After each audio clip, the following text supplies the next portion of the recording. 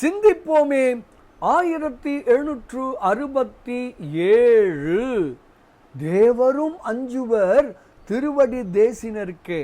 ஸ்ரீ கச்சியப்ப மாமுனிவர் விளக்குகிறார்.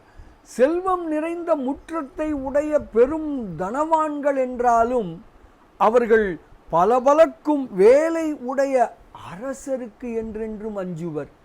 அந்த அரசர்களும் அச்சம் தரும் தேவர்களுக்கு அஞ்சுவர்.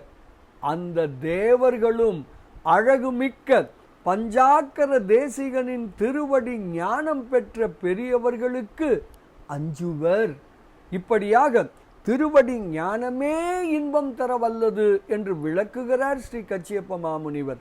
பாடலை காணலாமே. பொன் துஞ்சும் முன்றில் உடையவராக பொலிதரினும் மின் துஞ்சு வேலரை அஞ்சுவர். வேலர் வெறுவரால் கொன் துஞ்சு தேவரை.